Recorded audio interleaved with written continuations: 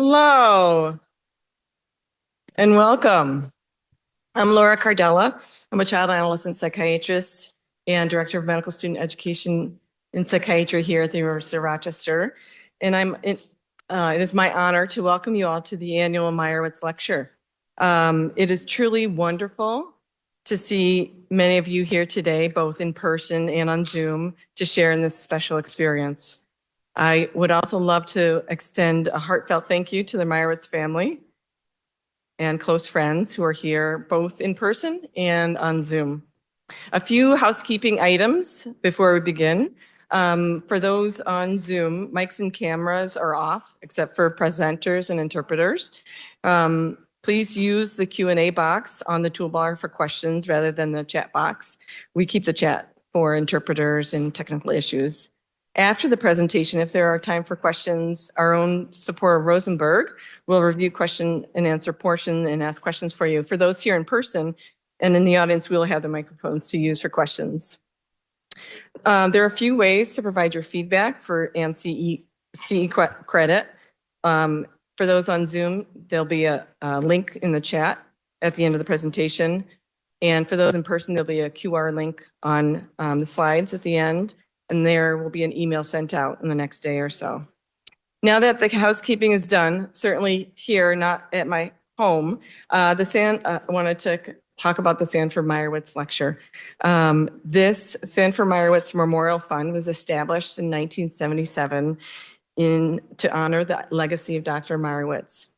He was a 1954 graduate of the University of Rochester School of Medicine and Dentistry. At the time of his passing, at the young age of 50, Dr. Meyerowitz was serving as Associate Dean for Medical Education here at the University of Rochester School of Medicine. This fund, created with the support of his family and a dedicated committee of colleagues, serves as a living tribute to Dr. Meyerowitz's many passions and contributions. He was deeply engaged in medical education, clinical psychiatry and psychoanalysis, psychosomatic medicine, and arthritis research. His work significantly advanced the relationship between undergraduate and medical education, leaving an indelible mark on the University of Rochester and beyond. Last night, I had the privilege of speaking and connecting again with his daughter, Jean, who traveled here to be here in person today with her husband, Steve. She shared with me that, and the table, that Dr. Meyerowitz was a true Renaissance man, arguably ahead of his time. He understood the value of physicians being well-rounded in their education and experiences, believing that understanding of the arts and humanities beyond science enables a deeper appreciation of the human condition and the ability to truly see the person beyond their disease. This philosophy underscores the foundation of the biopsychosocial model in medicine, an idea born here at the University of Rochester. The Meyerowitz Lecture is hosted annually by the Departments of Psychiatry, Neurology, Medical Education, and Medicine. This year, the Department of Psychiatry has the privilege of hosting this event.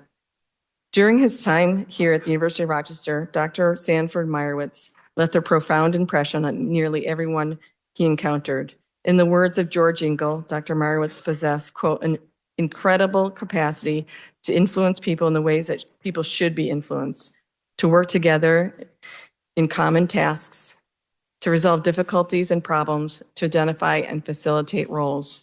Engel went on to say, in some remarkable way, in Sandy's presence, no matter what the intensity of our personal interests and goals might be, we simply could not be petty, mean, or small. I wish the world would remember those words and follow in his footsteps. Today, we are delighted to honor his legacy with our distinguished speaker, Dr. Anton Porsteinsson, who exemplifies the qualities and lessons that Dr. Meyerowitz imparted to those around him.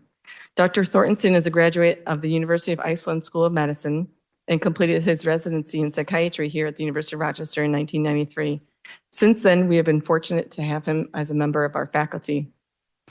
Dr. Porsteinsson serves as the director of the University of Rochester Alzheimer's Disease Care Research and Education Program and is the inaugural William B. Sheila Konar Professor of Psychiatry, Neurology, Neuroscience, and Medicine here at the University of Rochester. Throughout his career, Dr. Porsteinsson has devoted himself to the care and study of individuals with memory disorders.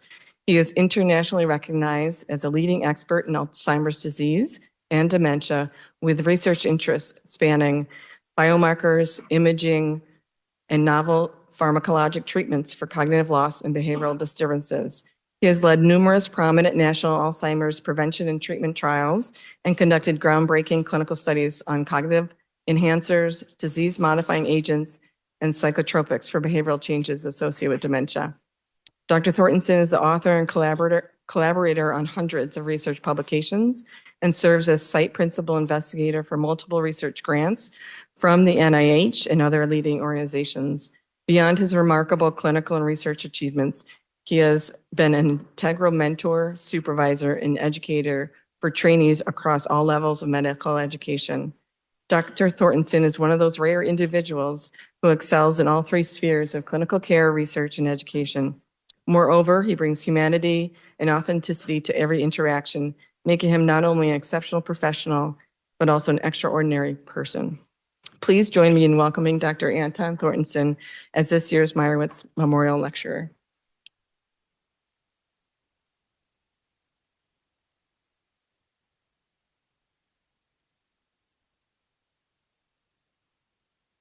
First of all, Laura, thank you for the very kind introduction. And to all of you, thanks for being here today.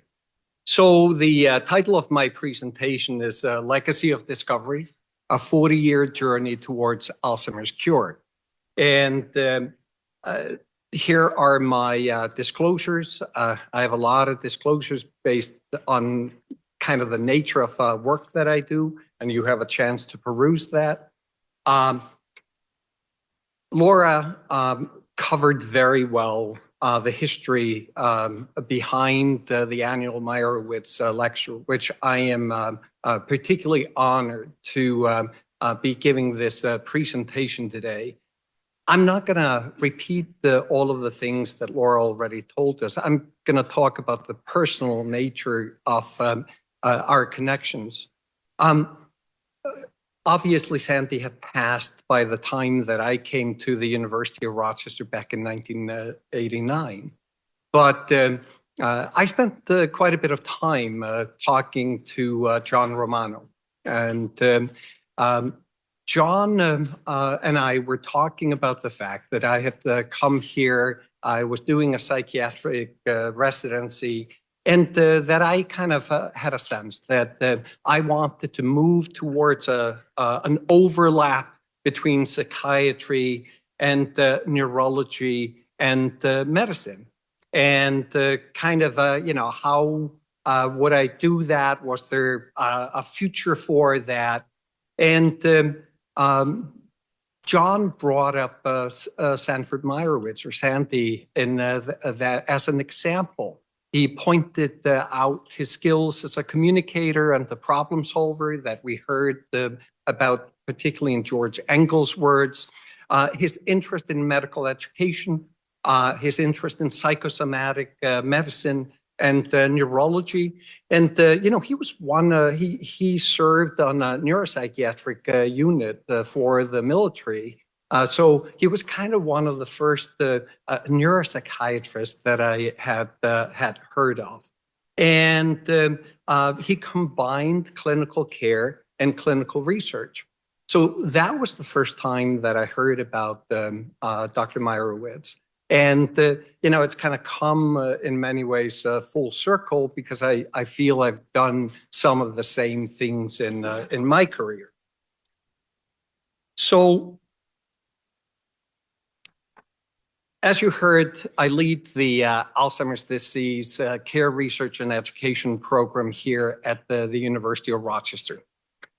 This program, under a different name, was founded in 1986. So in 2026, we're celebrating a 40th anniversary of AdCare as an independently grant-funded program. And, maybe it's a nerdy thing to kind of be impressed by that, but it's actually a major challenge to have such longevity. It's no small feat in kind of current academic medicine. And part of it is basically it's the mission, it's the timing, and it's the fact that we have kind of from the get-go been extremely collaborative. We've kind of looked at our mission on a national and international level. So through that, through kind of making yourself relevant, we have the luxury of serving kind of as a cornerstone of many of the nation's leading Alzheimer's disease research consortia, such as, and I'll throw out some names, ATRI, ACTC, ADNI, DOD ADNI, and I can go on and on. What that gives you is basically this kind of network of fantastic collaborators. And it kind of provides you with a path forward in terms of securing funding. And we're really one of the few academic centers in the US that are part of all of these elements. But I take particular pride in the fact that AdCare isn't just a research site. We've really brought opportunities to Rochester and upstate New York for individuals with Alzheimer's disease and related dementias to kind of participate in research. And for so many of them, it gives them a unique sense of purpose. Look, this is an awful diagnosis. And to tell someone that they have, for example, Alzheimer's disease is life-altering. There is no kind of turning back from that. To date, there is no cure, even if we're aggressively seeking one.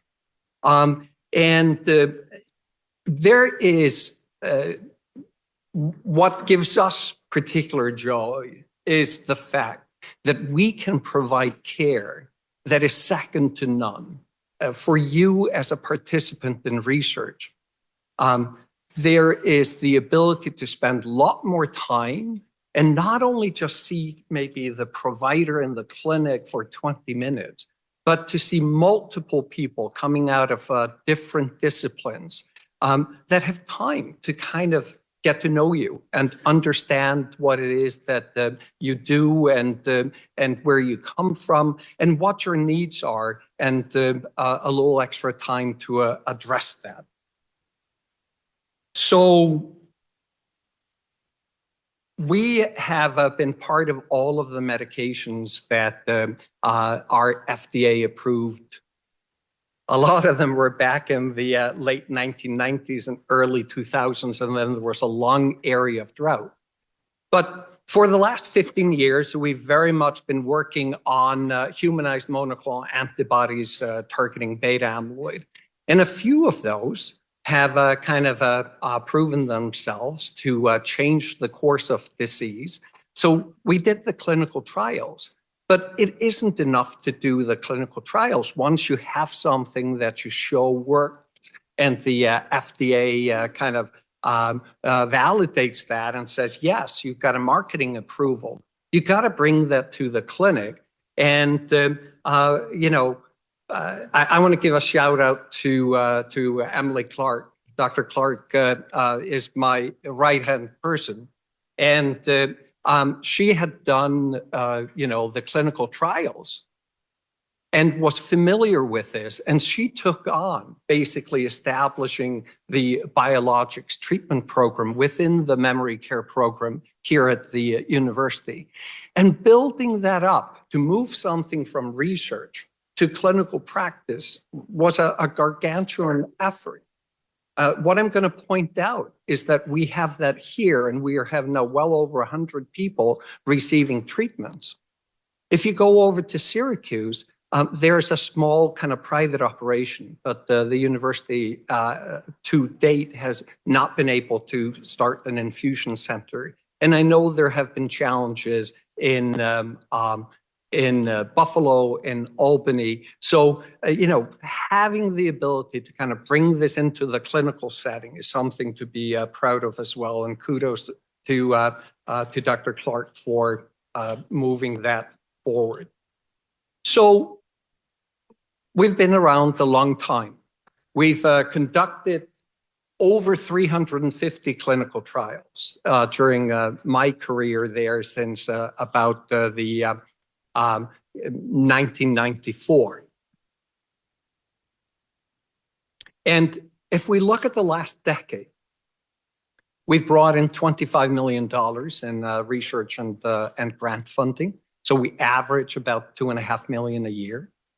And we've been fortunate enough, in addition to that, to have a very active philanthropy program. And on average, we bring in about $600,000 in gifts and donations and foundation support annually. And that really kind of creates like a bedrock.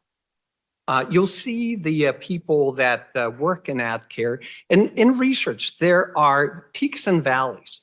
And if you have to lay your experienced people off every time there is a valley, you're not going to get anywhere. You have to have this core infrastructure. In addition to the annual gifts, we've established since 2010, 8 new endowed funds and bequests, which will form like an enduring a foundation of support for the program into the unforeseen future.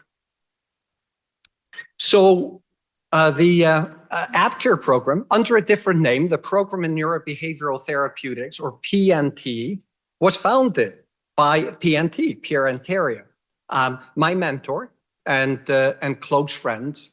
I look at Pierre in many ways as my older brother.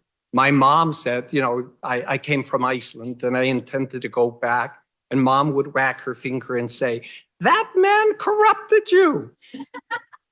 Some truth to that. But who was the program manager in the beginning? No other than one of my favorite colleagues, Carol Podgorski. So Carol, you have been 47 years at the university. I think I heard 45,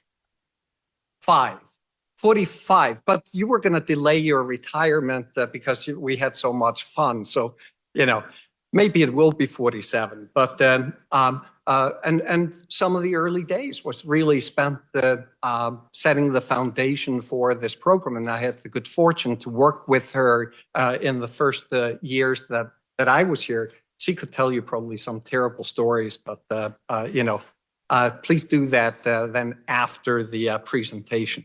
Others, Bonnie Goldstein, who was one of our lead study coordinators for many, many years, and Laura Jakimovich, several others that I just won't spend time on now. But I want to call out the AdCare team. I want to basically, it isn't just you. The director or the program leader really builds on, and what makes me look good is the people that do the day-to-day effort. To have an able right-hand person is so important with Emily Clark. And Susan Salem Spencer has been kind of the operations manager of the AdCare program for now several years. And basically, there isn't anyone that does that job as well.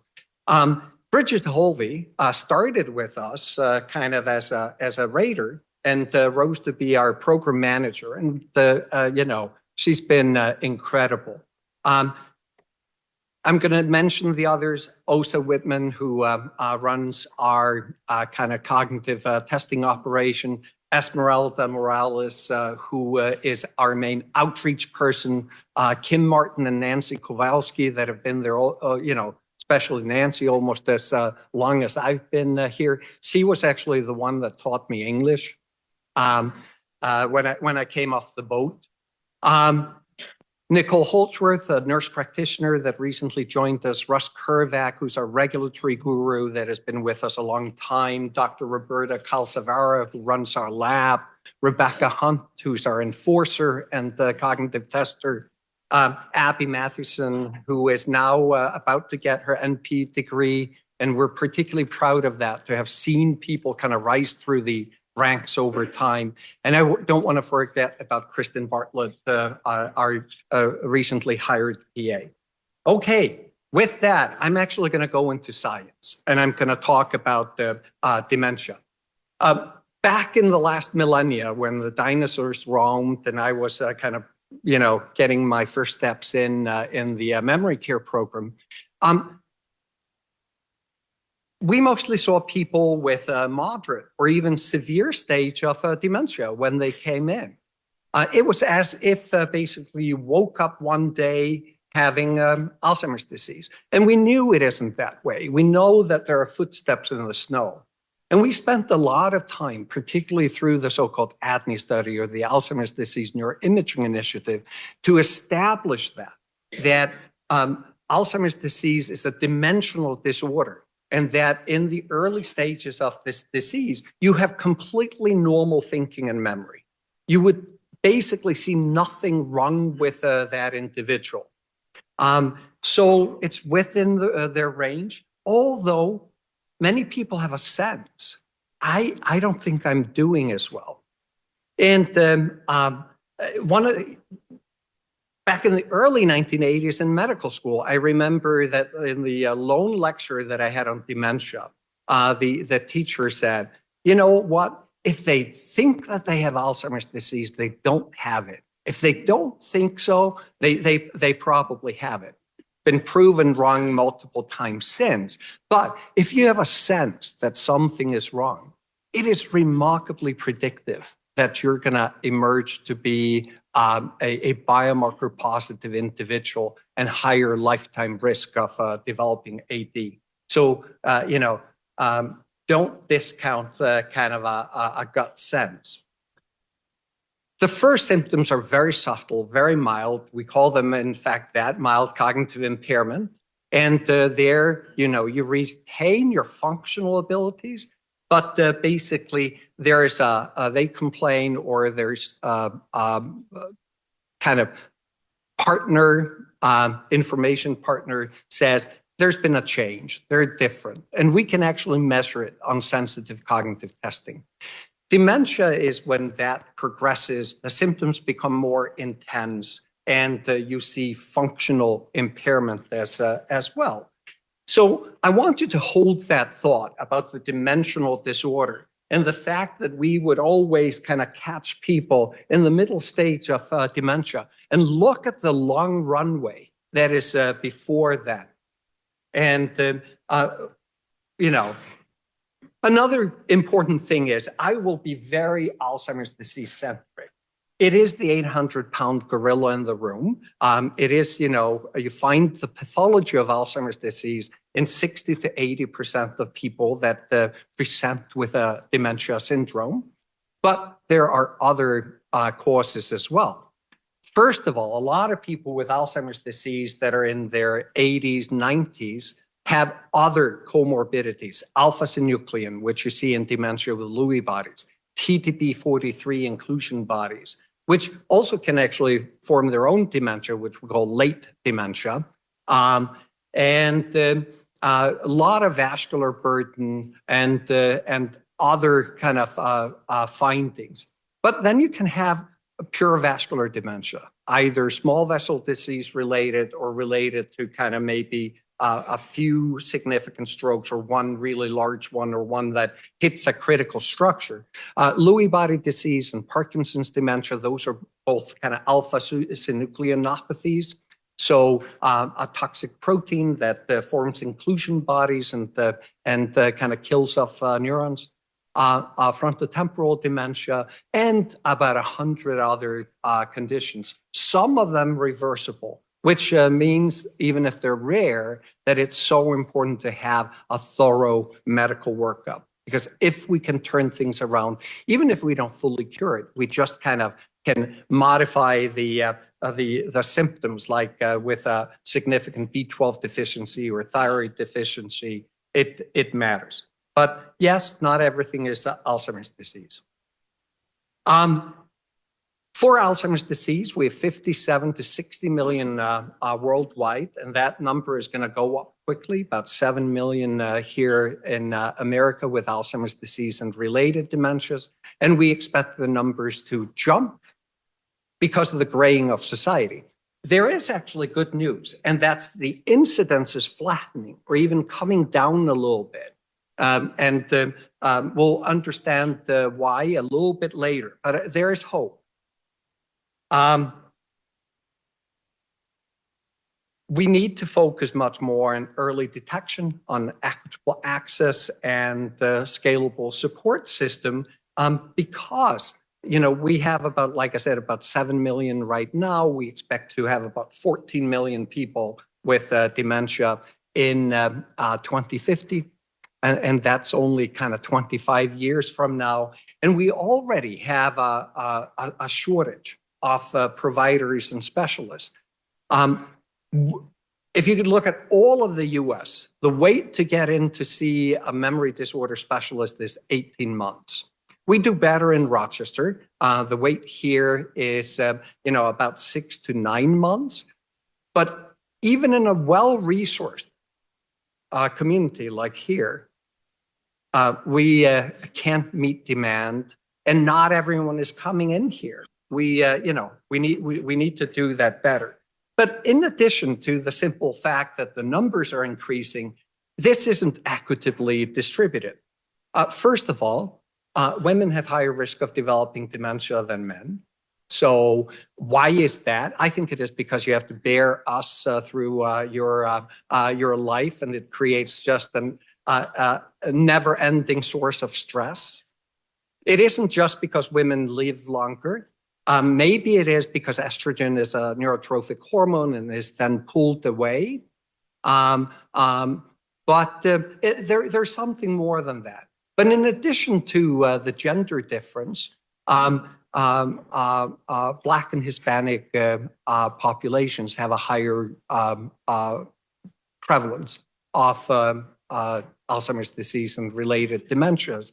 And we're working hard to kind of reach out to those communities with education and outreach. And kudos to you, Esmeralda, for the work that you do in that space.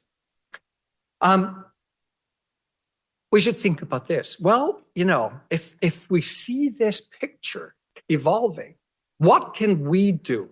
What can we do right now that might change the trajectory, bend the curve a little bit? And on a regular basis, this is looked at. What is the data?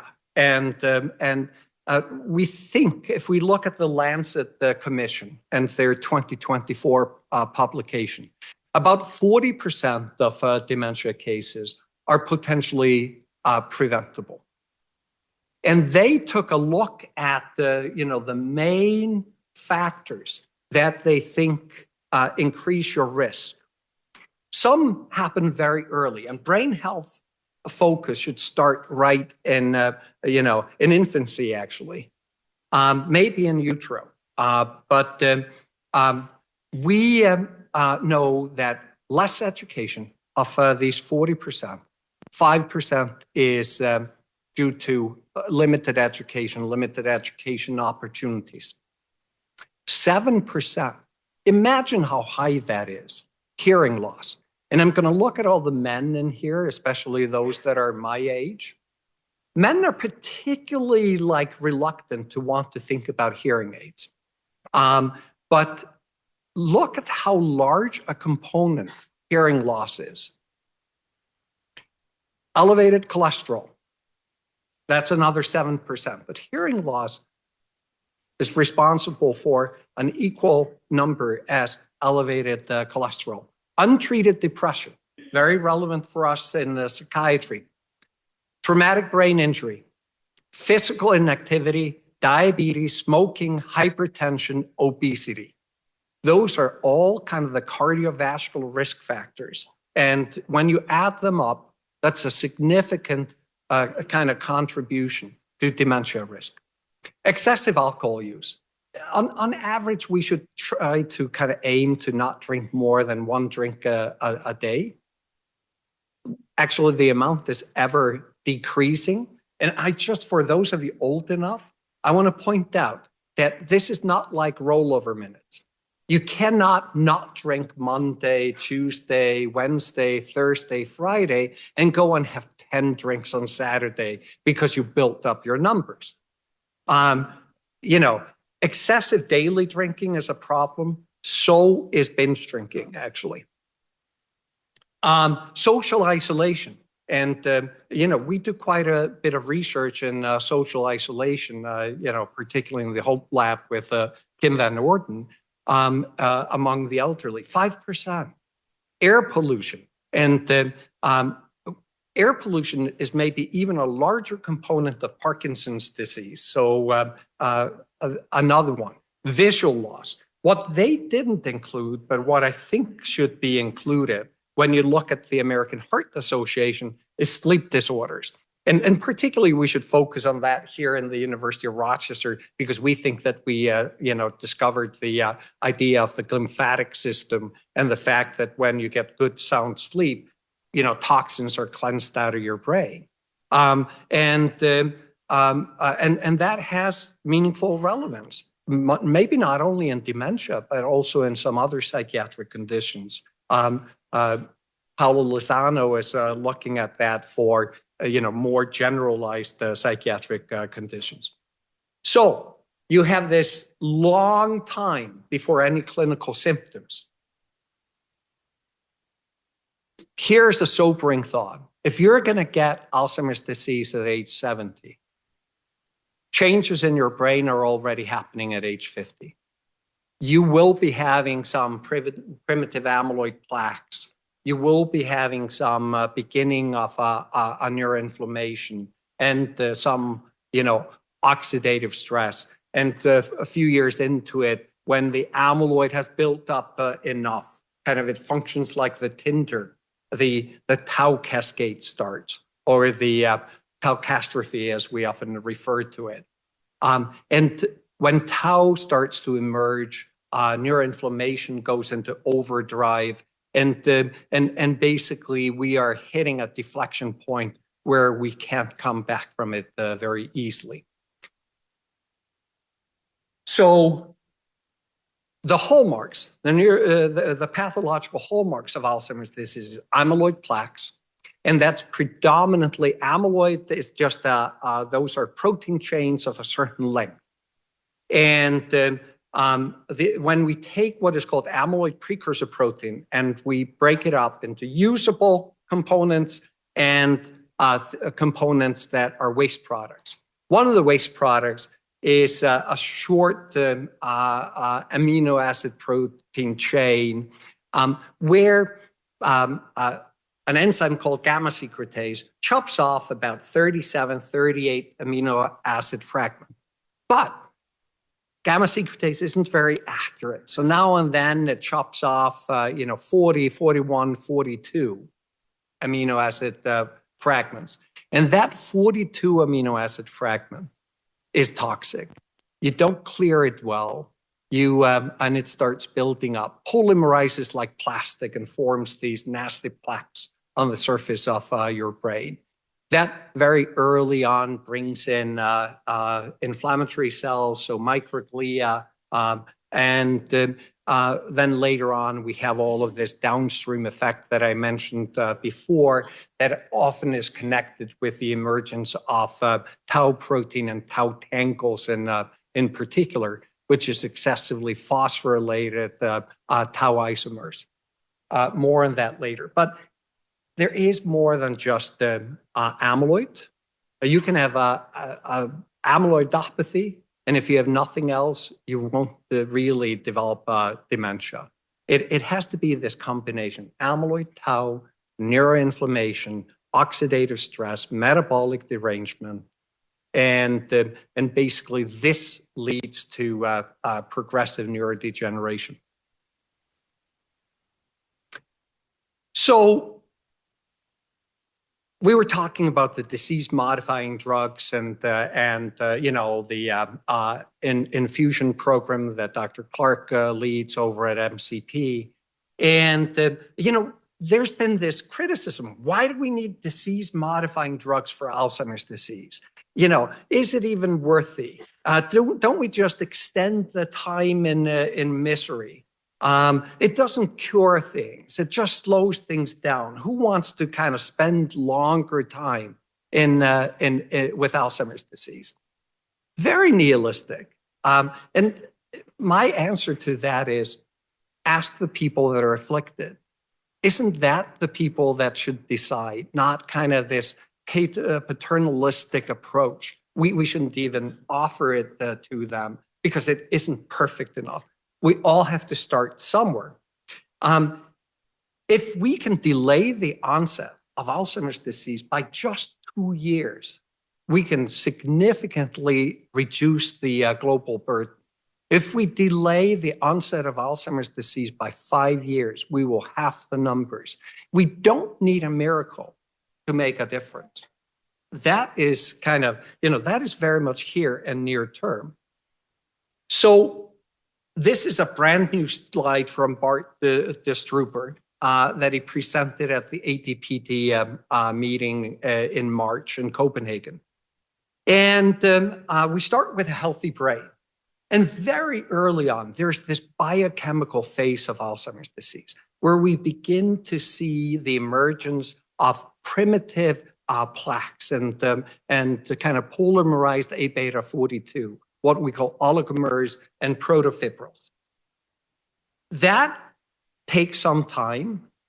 And then, we begin to build kind of mature plaques and they build up and build up and build up. And now we get in the neuroinflammatory cells and we have active neuroinflammation and we start to see damage to vasculature. And the next step after that is basically the emergence of tau tangles. And it's at that point that we hit what is, necroptosis. That's programmed cell death. And once programmed cell death starts, we're in real trouble if we want to kind of reverse anything. Beyond that, it is basically, significant neuronal loss, brain atrophy, and dementia. And to intervene at that point is basically too late. We are kind of intervening right now at the clinical phase, at stage 5. But we want to move to stage 1 or stage 2. And we're already doing that in clinical trials. So I want to kind of, that's where I'm trying to get to, the path to primary prevention in Alzheimer's disease. If you look at the no treatment, which is the black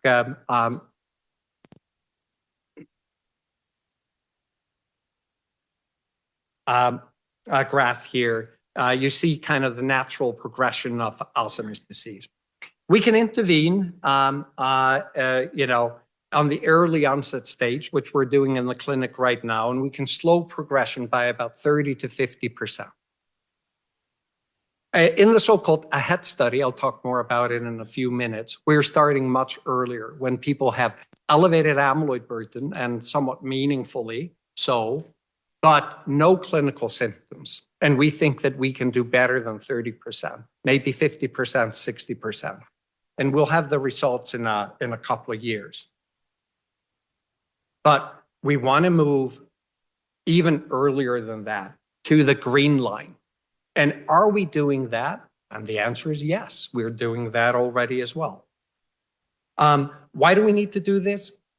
Because that is the deflection point. They're much earlier when amyloid is kind of the only thing that has gone wrong.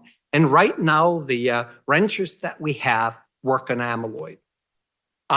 So we will have drugs targeting tau tangles, but that's a harder nut to crack. We have anti-inflammatories, we have other things. And in the long run, this will be combination treatments. This will look more and more like oncology. Is that good? I don't know, but that's where the field is moving. We are very good at understanding the clinical markers and even picking up some subtle changes, but it's really the revolution is in biomarkers. And through biomarkers, we can identify people long before they have any clinical symptoms at these kind of preclinical stages. We've done 9 prevention trials in the last decade, and we have been lucky enough to be part of most of them. Many of them failed. We picked drugs that were too safe. Some drugs were actually toxic and made the situation worse, probably because we, overdosed the beta secretase inhibitors. But we've learned with each one how to do this better. So for a long time, we would have to do either an amyloid PET scan, and that's $12,000 a pop. That's a lot. Or maybe tau PET scans or spinal taps. And I don't know about you, but when we said, hey, who wants to do an LP? We didn't really see people line up and out the door. So we also very quickly saturated the intervention radiology operation. It's blood biomarkers. And blood biomarkers, wow. Nothing has happened fast in the field of Alzheimer's disease until we came to this. Why is that? Because we had ready cohorts that we had followed for, some of them decades. The ADNI study, we started that in 2005. And we have a number of people, older individuals that joined the ADNI study in 2005 and still come in for their annual visits and MRIs and PET scans, many of them in their 90s. So when we kind of had these targets and we had the right technology and the right sensitivity, what we were able to give those researchers was small amounts of plasma of people that were extremely well clinically defined and biomarker defined from the amyloid PET scans, which is the gold standard. So they could test their test and their technology and move this forward. It is so rapid that whatever was the gold standard last year is improved upon today. It's stunning how quickly this is moving. And it's in the clinic right now. We're doing this regularly now in the clinic. The advantages of blood biomarker testing, it's non-invasive, it's accessible, we can scale it up. The cost is a fraction, $12,000 for a PET scan, roughly, under $500 for a blood biomarker test, and that cost will come down pretty quickly. And we can maybe use this for monitoring and in the not too distant future, maybe for kind of screening in multiple settings.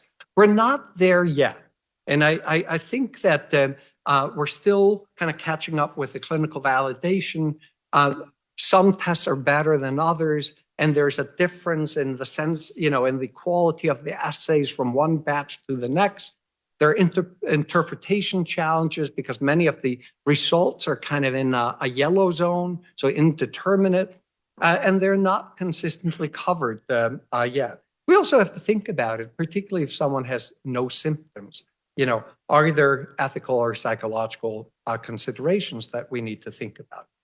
But basically, right now, the guidance by the Alzheimer's Association is please use this in people that have clinical symptoms and are being seen in specialty settings. This will and is moving into primary care settings as well. But in the research area, we are doing this left and right with, people with normal cognition and function. Because plasma biomarkers will enable primary prevention of Alzheimer's disease. So we can even pick up AD neurobiology with the plasma biomarkers before we have the mature amyloid plaques that the PET binds to. We can screen a large population. And we are kind of, doing this. We're reaching out into the community and finding people with, some signal of abnormal p-tau217 to recruit for clinical trials. What we used to have to do is that in the so-called A4 study, which is followed by the A345 study, we had to do a PET scan on everyone. And the cost was astronomical. I think we did like 12,000 PET scans. And some of you are quicker to do 12,000 times 12,000. And you see the astronomical cost that just went into screening and finding the right people. In the AHEAD study, we used a plasma biomarker, just a simple blood draw looking for what is called p-tau217. We consented almost 21,000 people. We got plasma p-tau on almost 16,000. A third of those then went forward to cognitive testing. Only needed to do 4,500 PET scans to randomize 1,600 participants. So much more effective. But hold that thought. We know that your p-tau217 levels, they signal kind of a biological clock. And so it can kind of predict maybe your risk of onset and the timing of onset. And that data is coming forth very quickly. Preclinical AD treatment considerations. I'm just going to highlight this that because a lot of people say, hey, people that have elevated amyloid, that have amyloid plaques, they're not all guaranteed to get Alzheimer's disease. True. Absolutely true. But, we treat all these individuals with elevated cholesterol. But you have to treat 100 people for 2.5 years with a statin, so 250 person years, to prevent one cardiovascular event. For preventing MCI or dementia over 5 years, the numbers needed to treat look to be maybe about 10. And the earlier you start, some of the kind of predictions are that it's under 5. So to prevent one dementia case. Here are the prevention trials that are currently going on, and I can add to them. So we're a site in the AHEAD study. We're a steering committee site and have a fair number of participants here in Rochester. We treat people with lecanemab, a humanized monoclonal antibody targeting beta amyloid, kind of protofibrils and plaques. That's it's a heavy study. Very scientific. Lilly took a different tact with Trailblazer ALZ 3. They just they screened large number of people in the community, recruited 3,600 people based on their p-tau levels alone, and treated them with donanemab. And their design is basically kind of a relapse design or a progression design. So somebody goes from what we call a clinical stage 0, no symptoms, to either 0.5 or 1, which are, mild symptoms, MCI or mild dementia. And we're going to look at whether there's a big difference in the progression to clinical stage between drug and placebo. The first set of results will be this year.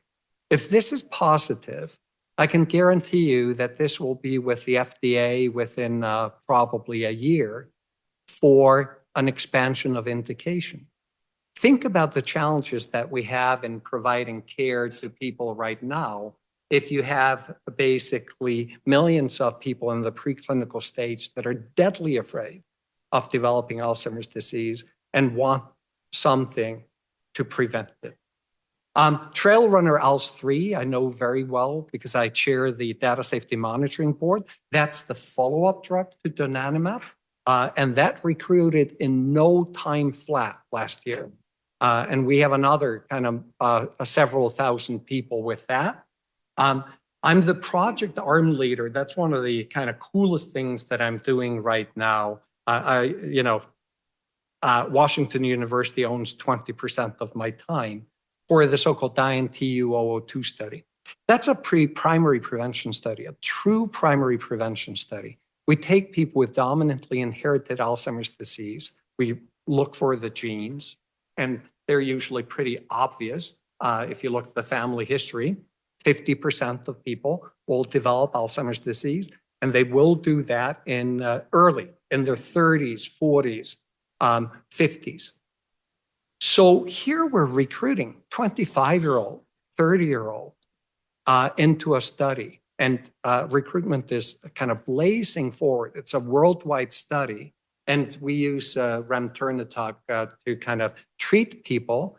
And there, we're using actually biomarkers, PET biomarkers and downstream biomarkers. We'll first do a 2-year study, then a long kind of open label study using kind of historical comparators. And this is something that we worked out with the FDA and other regulatory bodies.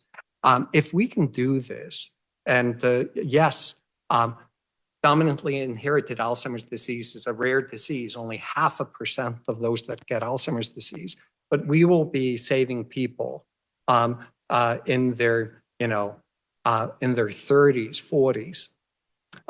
In Colombia, for example, in Medellin, there are 12-year-olds taking care in some situation of both their parents who have dominantly inherited Alzheimer's disease.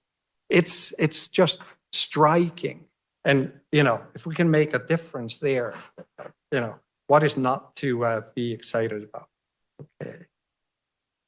We're getting a pop-up here, so. And we're always improving on this. Here's the pharma nerd in me. So passive antibodies. We give you a boatload via either a subcutaneous injection or an IV injection. And only about 0.2 to 0.3% of these big proteins, antibodies, specifically targeting beta amyloid, get into the brain. And they don't get evenly into the brain. There's a kind of a poor distribution. So now we use what is called the brain shuttle technology. And so you take there is an active shuttle that moves ferritin into the brain, part of the kind of iron kind of cascade. So we take an antibody, we add a ferritin module, and then the kind of binding element. The ferritin transporter grabs the ferritin component and actively kind of takes it over the blood-brain barrier. So now we have about, instead of 0.2, 0.3, we have about a 3% plus penetrance. We can use much lower doses. It reduces side effects tremendously, especially the most concerning side effects. And we get full amyloid clearance. We can clear out all detectable beta amyloid in people's brain in 91% of people over 6 months. So, this is moving fast. And I know many of you are here from psychiatry. This kind of stuff is going to come into the rest of CNS disorders without a question. Targeting tau, that's a tougher nut to crack. We're doing antibodies and vaccines right now. And so far, that has been disappointing.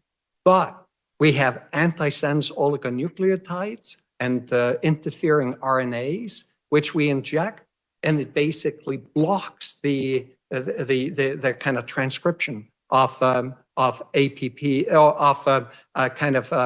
tau proteins, all tau proteins. So we don't need to worry about which isomer of tau is the most toxic one. So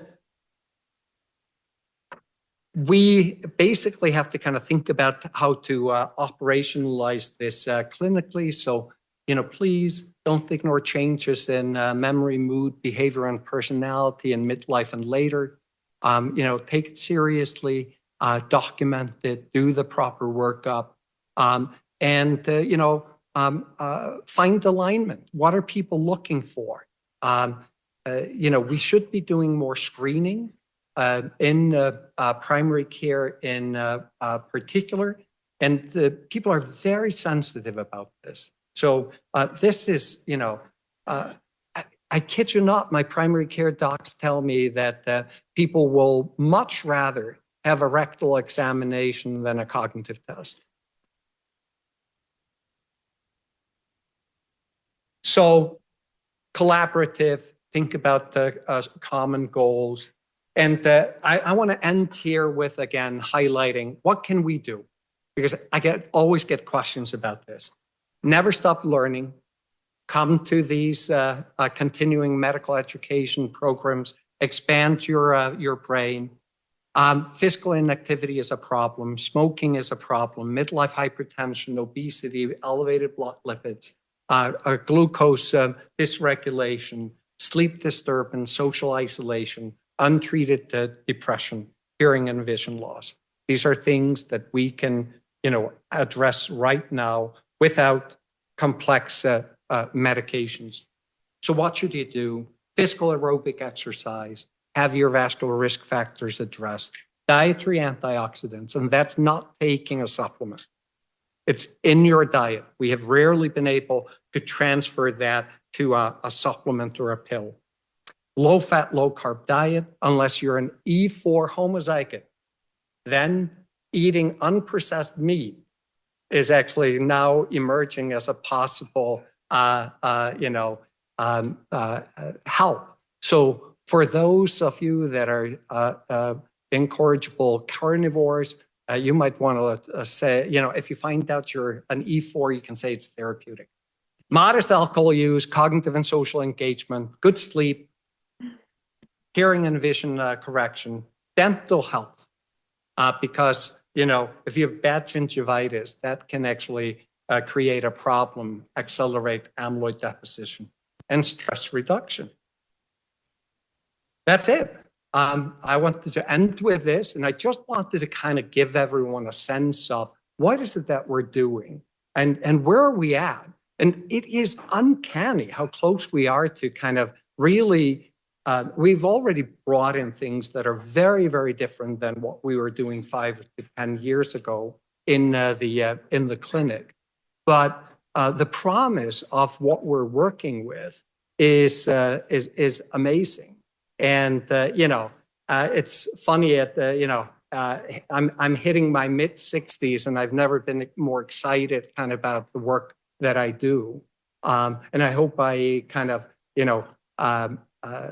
can go long enough to see actually these massive impacts in terms of decreasing, hopefully delay and reduce the Alzheimer's disease burden by 50% before 2050. Questions?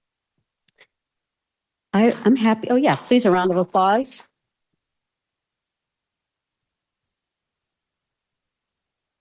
Thank you, Dr. Porsteinsson. I don't want to speak on everybody's behalf, but I've never wanted to floss, work out, and take a nap all at the same time before this moment. So thank you for inspiring. I'm wondering if we have... If you do it with a partner, you reduce the social isolation. So, just saying... But remember what you said about certain kinds of people adding to oxidative stress. And so I heard everything. I wonder if we have questions here in the room. We do have one online. The one online is curiosity from Dr. West about how to get involved with prevention programs. It depends on how intense that person wants to be. But we're starting a brain shuttle amyloid targeting antibody study for secondary prevention this fall. So reach out to AdCare. A lot of those things that I talk about, you can do yourself. And there are, lifestyle and diet and exercise programs that are taking place at the university. So there definitely are a number of options. But if we have someone who's willing to kind of see if they have elevated p-tau217, suggesting that there is an elevated amyloid burden in their brain, have no cognitive impairment, and they have to be over 50, then we will be screening, doing blood screens, et cetera, near the, third, fourth quarter of this year. Thank you so much for a wonderfully delivered, complicated, but very accessible talk on AD care in the last several decades, but also what we can do today in our clinical spaces, in our homes, in our labs, in our classrooms. And I just want to say thank you so much for being our Meyerowitz lecturer this year. Thanks, Deborah. I appreciate it.